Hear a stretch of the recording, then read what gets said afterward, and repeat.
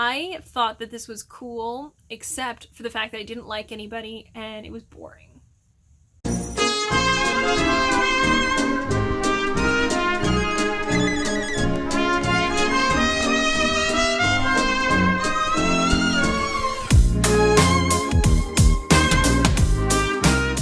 It's time to talk about some more books that I read this summer. I wanted to break some of my wrap-ups into categories that were just easier to handle because talking about my wrap-ups for hours is exhausting. I thought I would talk today about some of the books that I think are honestly really hyped, and they're not bad, but I think they're just good. The first book I'm going to talk about is very well loved on Booktube and in the bookish community in general, so I am just going straight for the jugular, and that is The Starless Sea by Erin Morgenstern. This book has been sung to the mountains, the highest praises, and I thought it was pretty good until nothing happened. This book has these really cool elements where there's all this symbolism that doesn't really mean anything quite yet, and it's all very magical and wonderful, romantic, and you get dragged into this special world with Zachary Ezra Rollins, whose name I will never forget because they said it every single chapter. Zachary Ezra Rollins finds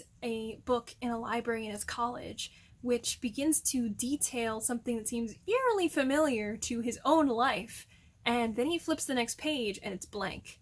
This intrigues him, and he takes this book out, and this book becomes a part of this big chase where there's this big collection of magical books, and they're not magical because they have magic in them, but just because stories are wonderful and they give you this wonderful feeling of being known and being seen, and the possibilities are endless, and that's what makes them so wonderful.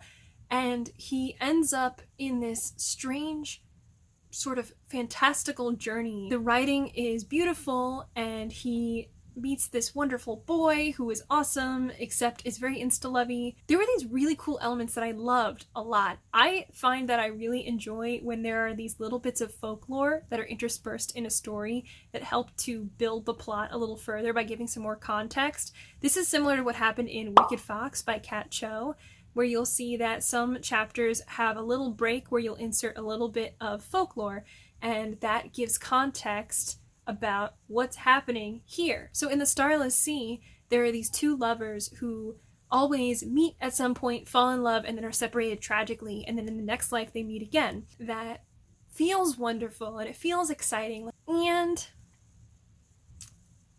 nothing happened. You're pulling on a string, and you start to see, like, that's where it goes next, and that's where I'm gonna go, and oh, that's where it is, all right, let me go. And then you find nothing at the end. It's just there's nothing on the string. There's this moment in the middle where Zachary Ezra Rollins gets approached by this woman in a polar bear suit, and I was like, and then she, like, attacks him, and then everything that happened after that made no sense. To me, it kind of seemed like Erin Morgenstern had this really cool idea, but didn't quite know how to wrap it all up, because it was supposed to be all about how stories are so much bigger than you are, and that no story really has an end, but like the story's end was bad. Like, I don't know if this is really spoilery, but I feel like this was like a ripoff at World's End Pirates of the Caribbean ending, and it just seemed very bizarre that this is the way that they solved everything. And a part of the problem for me was that none of the rules ever get laid out for Zachary Ezra Rollins or for you as the reader. So the whole time that you're reading this, you're like, I don't understand what's happening at all,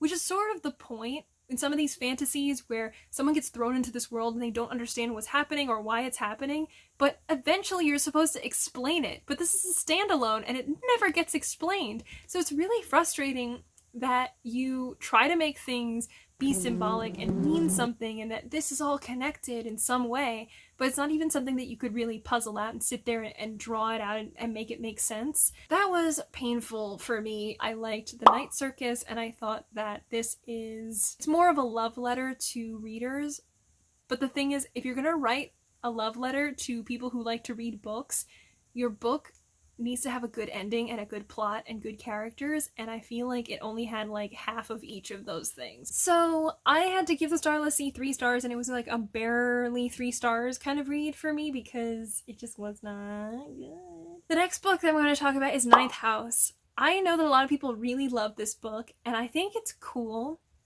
but I have a couple of problems with it. Ninth House follows Alix. She had some weird thing happen to her where she was found amongst a bunch of people who were killed, but she was the only survivor, and they realized that she could see ghosts and speak with them.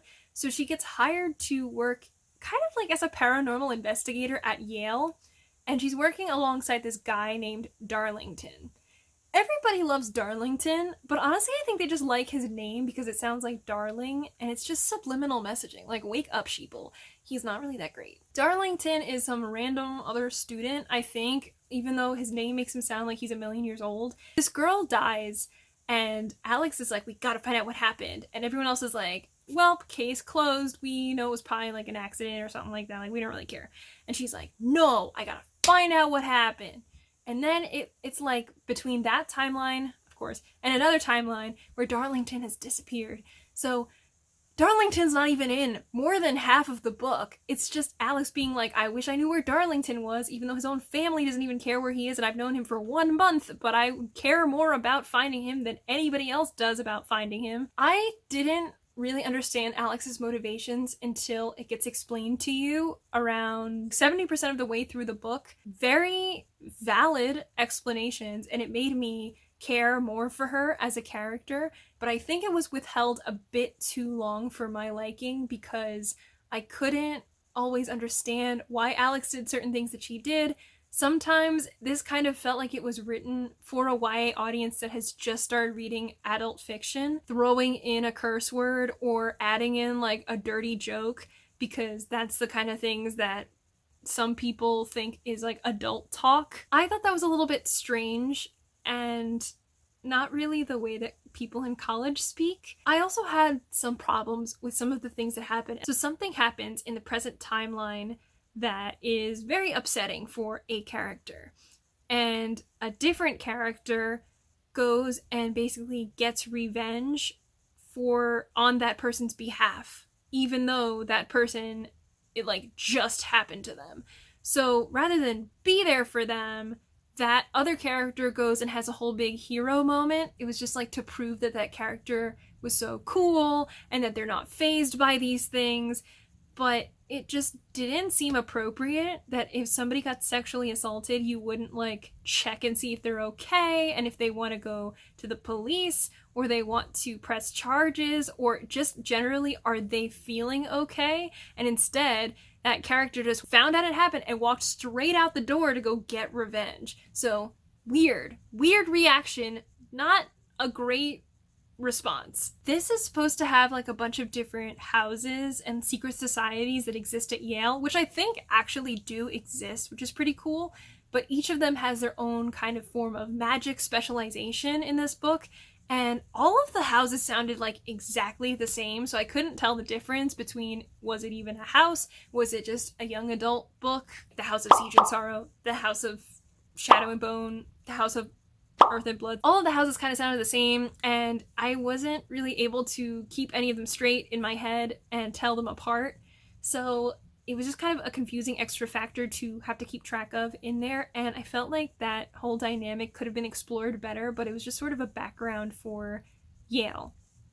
This is dark academia, which is cool, and I like that, and I didn't really know that that was even a genre before I read Ninth House, but I guess I would like to see a little bit more of the school being involved. This is gonna be weird sounding coming from me because we all know that I love murder mysteries, but I almost kind of wish that there was a little bit less of a focus on the murder mystery here, because the mystery aspect of it was mostly just Alix like being like, we gotta find out what happened, and the cop being like, no, and her being like, but we gotta find out what happened. And then at the end, it's set up of like, that was the culprit. Just kidding, that was the culprit. Just kidding, that was the culprit. Each potential culprit gets more and more ridiculous by the end, and it was just kind of an unsatisfying villain. That being said, a lot of people really love Ninth House, and I can definitely see why. I think that it is a good book, and I actually didn't dislike Alix, which is shocking because I think normally a person who is dressed up in the sort of personality traits that Alix has would normally be like number one on my hate list, that I just don't like characters who seem like super edgy and they're loners, they don't want to be around anybody. Alix had a lot more to her character, and I think it made her more interesting. So I actually really appreciated learning more about her past. It made me empathize more with her, and I thought it was pretty good for what it was. I'm not really that excited to pick up the next book because I think there are like 7 books in this series, which is a lot. But if you have read Ninth House and you want to pick up the next book, hey, all the power to you. The next book I'm going to talk about, I did a buddy read with Tammy from Tammy Tries to Read, and that's The Gilded Wolves. This is a young adult heisty sort of story. I believe it's like in the 1800s or something, but it takes place in France. And there is this band of misfits who are like really diverse. Honestly, it's a little shocking like how every single person was like a totally different ethnicity or religion. And some people have anxiety and other people don't. And I feel like every single like checkbox was filled off for a diversity count here, and not like in a bad way. But I also felt that some of the characters were really forgettable. I think that if I actually were a young adult reading a young adult book like The Gilded Wolves, I would probably really enjoy it. So I'm keeping that in mind as I give these kinds of ratings, that I thought it was good. However, I do think that it was a very bizarre string of like Da Vinci Code type puzzles that are very odd, because Tammy and I were just texting back and forth being like, what is this puzzle? Like, is this even a puzzle? It's so obvious what it is. And they were like, wow, you're so smart. Genius! Is that a puzzle? As a person who loves Professor Layton and various other puzzle games, I just found these puzzles to be very lackluster and not that exciting. There is like this romance that's going on between 2 characters. It's like, will they, won't they? And you're like, they will. And then something happens at the end. It's just like a total bombshell. It's like, where did this come from? And it's obviously supposed to be a cliffhanger to lead you to read The Silvered Serpents, but I feel like it just really came out of nowhere. It totally out of left field. I guess like I'm not mad I read it, but I thought it was gonna be better. The next book I'm probably also gonna get a lot of hate for, and that's The City We Became. I thought that this was cool, except for the fact that I didn't like anybody and it was boring. I didn't get to spend enough time with any of them except for Bronca, who I really liked, and Staten Island, who was like a Trump supporter, so I didn't like her. I liked the fact that her character was more interesting, and that certain characters aren't just painted as good people all around, but a lot of people with like some pretty bad flaws. But I thought the other characters were just generally not that interesting and kind of one-sided. I also thought it was a little bit strange that for a story that is about all of the different boroughs of New York being embodied by different people, that all of these people just happen to have a name that kind of sounded like their borough, with the exception of one person. Like, there's literally a person named Brooklyn, and there's a person named Manny, who stands for Manhattan, and there was Bronca for the Bronx, and there is Staten Island. I thought the logic followed, like, when you're playing pretend games with your friends when you're a kid, and you're just like, I threw down magic dust so you can't touch me, like, that kind of thing, and you just have to go along with it. And none of the rules were explained, once again, and that's really a problem for me in fiction, that if you're going to create this kind of cool fantasy world and there are no rules to it for the character so far, it needs to be explained at some point and give me a little bit of closure, or else I'm just spending the whole time being like, I don't know what's going on, explain, and nothing gets explained, so it's very painful. That being said, this was a really cool way of looking at gentrification, because in this story, there is this evil force that is taking over the city and you don't really know what it is. But there is this sense that, like, all of the white people are taking over in these neighborhoods and building up these, like, complexes and stores and things that just really are, like, taking over the housing of other people. It's interesting to see that this is what happened in a fantastical setting, so that you have this allegory for racism and gentrification in a city.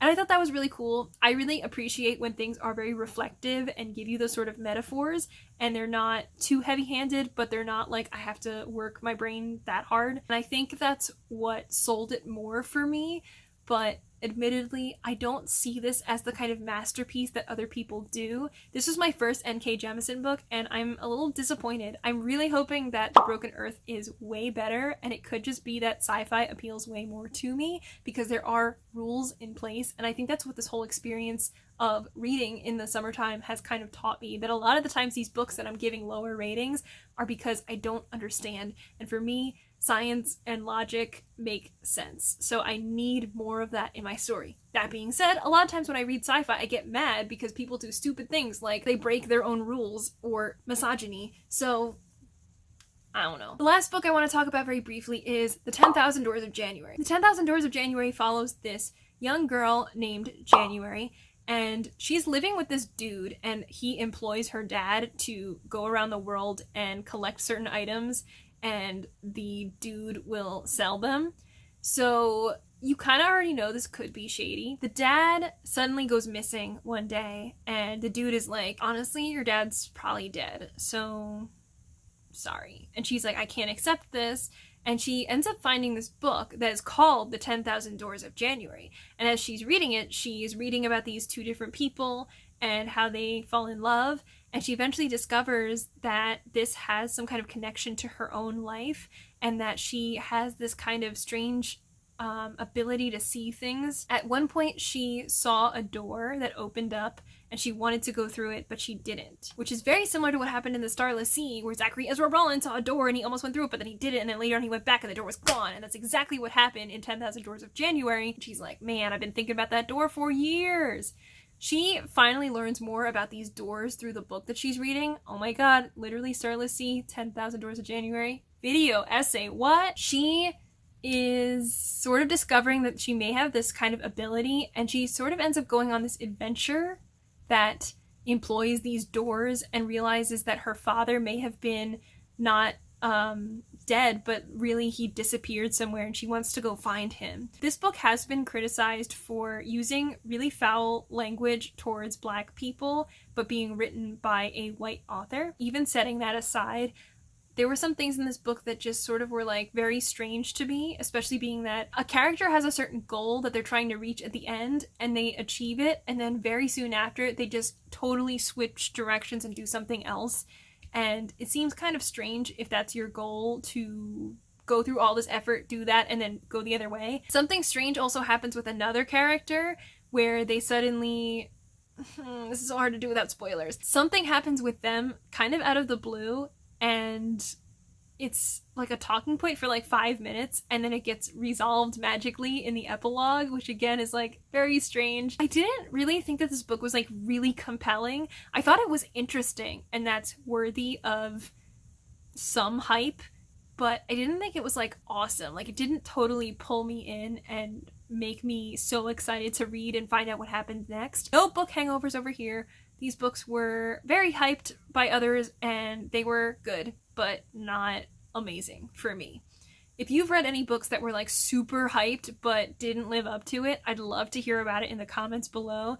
I'm probably still gonna read them, maybe, but I love having that heads up just so that I know what to expect and I don't set my expectations way too high. In honor of the Starless Sea and 10,000 Doors of January and The City We Became, put one of those down below. You can like vote for your favorite book or something like that. I don't know. I'm Rachel. This is Let Me in the Library, and I'll see you next time.